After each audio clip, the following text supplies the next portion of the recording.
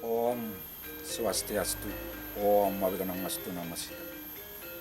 Umat sedharma dimanapun berada pada hari ini, pada hari yang baik ini, saya dalam kesempatan ini akan membawakan materi yang bertemakan moderasi beragama, yang mengambil judul dalam kesempatan ini adalah Asih Punya lan Bakti. Umat sedharma dimanapun berada, dalam kesempatan ini setiap manusia yang ada di dunia ini pastilah punya kewajiban. Di dalam agama Hindu disebutkan kewajiban itu adalah swadharma. Di dalam menjalani atau melakoni kehidupan ini, menjalani swadharma, perlunya pemikiran yang betul-betul paham dengan ajaran agama, yaitu agama Hindu, agar tidak memahami ajaran agama Hindu berlebihan sehingga memunculkan fanatik yang berlebihan. Nah, oleh sebab itu saya mengajak umat sedharma dimanapun berada, begitu juga tokoh-tokoh daripada agama, agar bisa eling terhadap apa itu agama. Seperti juga sudah banyak yang didengung-dengungkan di dalam konteks kehidupan bermasyarakat di sana, agar bisa kita memilah di mana swadharmaning negara dan swadharmaning agama. Di mana dalam swadharmaning negara kita wajib melakukan apa kewajiban kita terhadap negara. Begitu juga dalam swadharma agama, kewajiban kita beragama. Karena di sini sudah dijelaskan untuk beragama itu agar kita bisa santun dan saling menghargai, saling menghormati, bukan saling caci, bukan saling maki dan memaki. Nah, oleh sebab itu perlu kita semua untuk bersatu padu, memberikan suatu pemahaman, apalagi terhadap kaum milenial dengan keadaan situasi saat seperti ini, agar tidak memunculkan fanatik-fanatik yang berlebihan keluar dari ajaran agama itu sendiri. Sebab di dalam agama sudah jelas kita diberikan pemahaman bahwa dharma itu harus dikedepankan. Oleh sebab itu, di dalam cara camus cahaya, kita sudah jelas dilahirkan sebagai manusia. Disebutkan di sana dalam sloka 4. Apaan iking dadi uang, utama juga kahanan itu. Sida tumulung ring awaknya sangsara. Ring kahananing suba lana suba karma. Makanya ikaning dadi uang.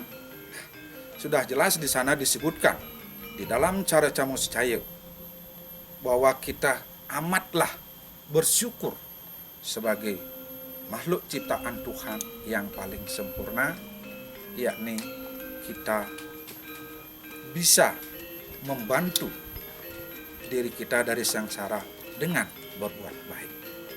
Nah, oleh sebab itu, dari ciptaan Tuhan,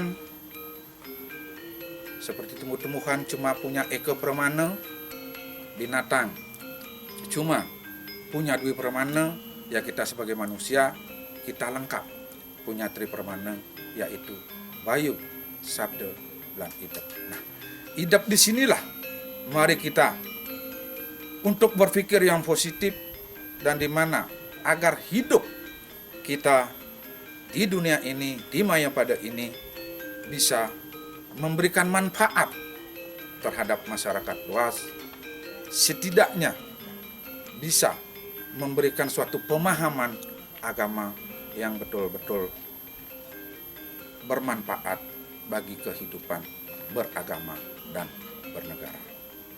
Umat sedharma dimanapun berada, Kalau kita sekarang kaitkan dengan keadaan situasi di dunia saat ini, seperti dalam kitab suci disebutkan sekarang ini adalah zaman Kali Yuga, di mana adalah zaman kegelapan.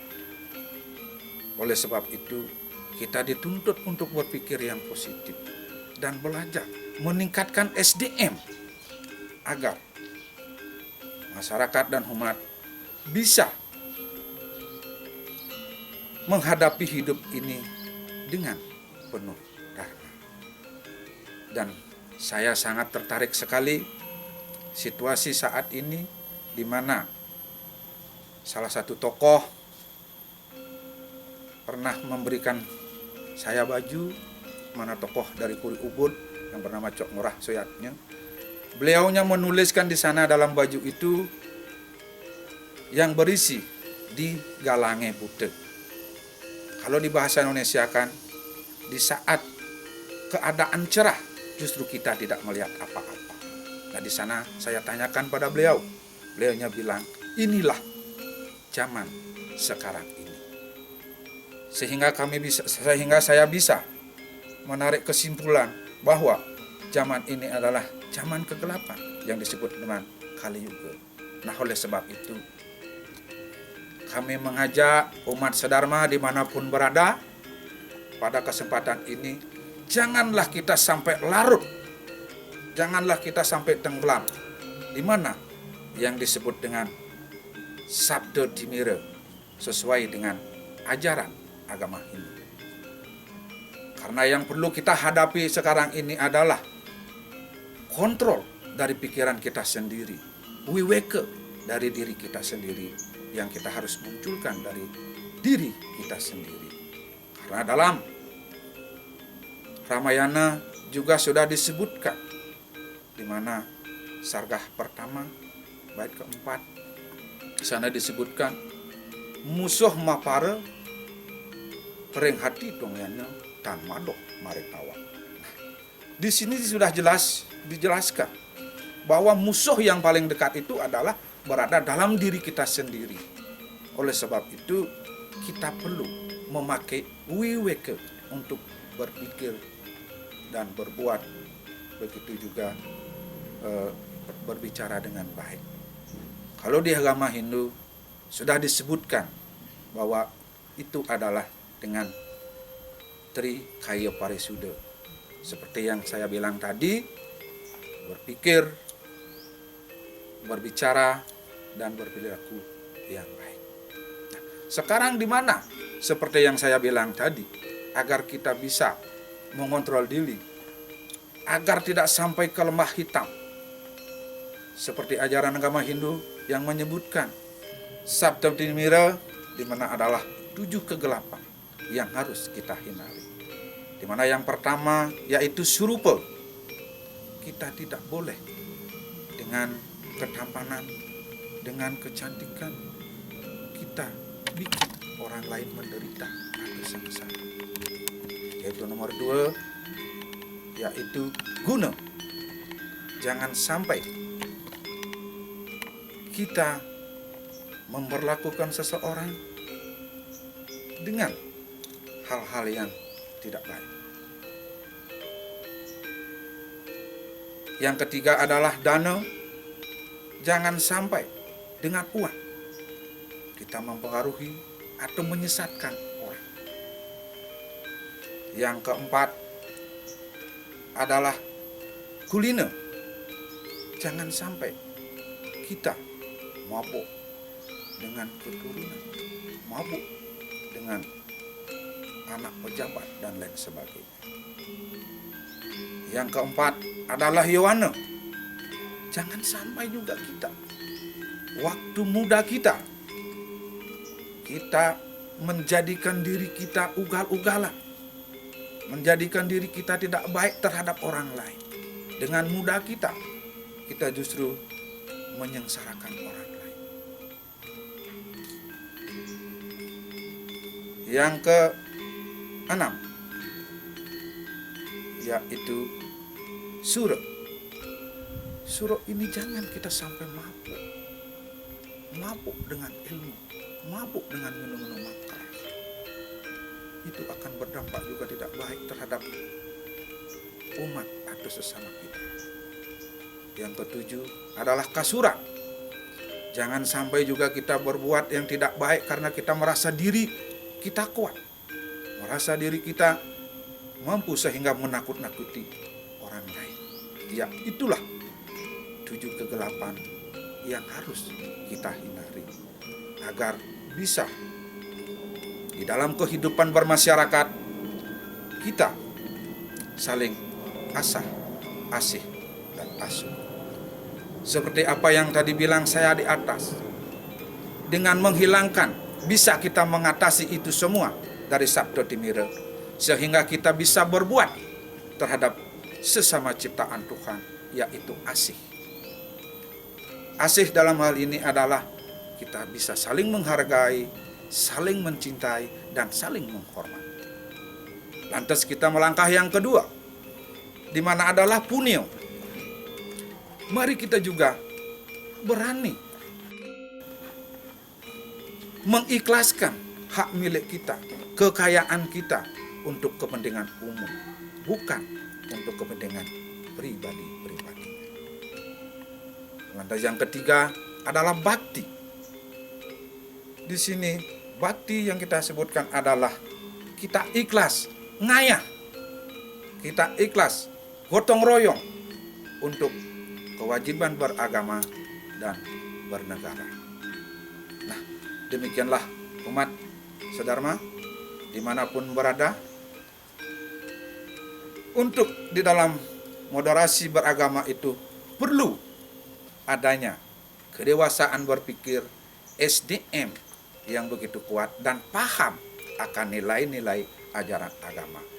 Karena berkualitasnya seseorang umat sedharma dimanapun berada adalah dengan jalan pendidikan dan mengenyam pendidikan agama yang tidak berlebihan agar tidak memunculkan suatu fanatik dan ekstrim, sehingga bisa membutakan seperti apa yang disebut dalam Sabda Timira yang saya sudah bawakan tadi.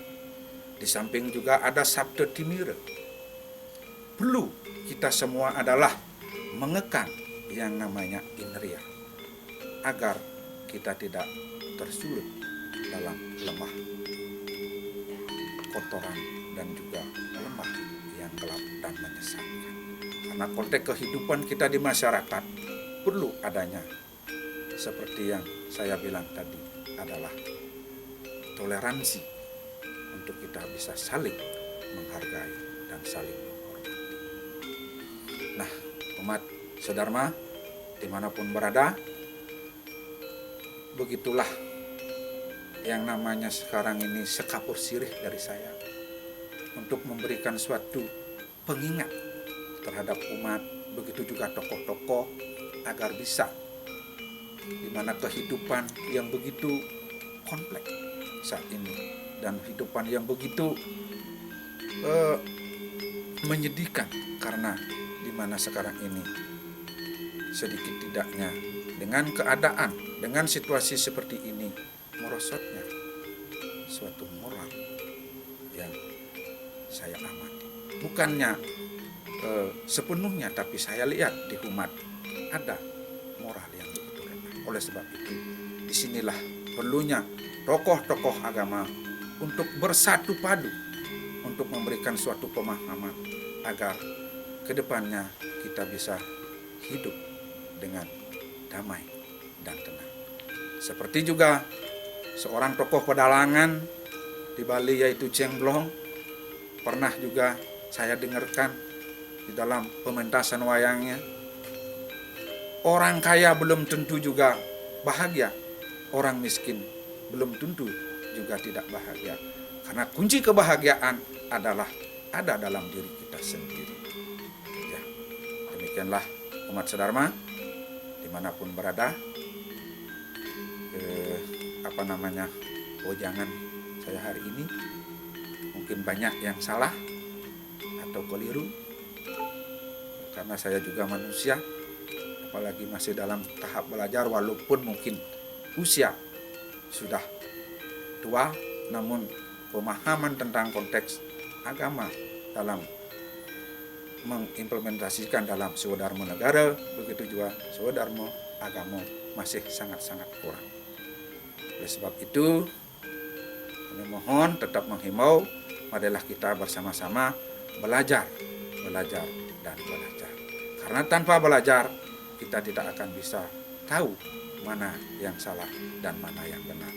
Karena dalam konteks kehidupan ada dua contoh, yaitu contoh baik dan contoh buruk, sehingga kita bisa memilih. Kalau yang baik, begini yang akan kita terima. Kalau yang tidak baik, kita juga siap akan menanggung resikonya.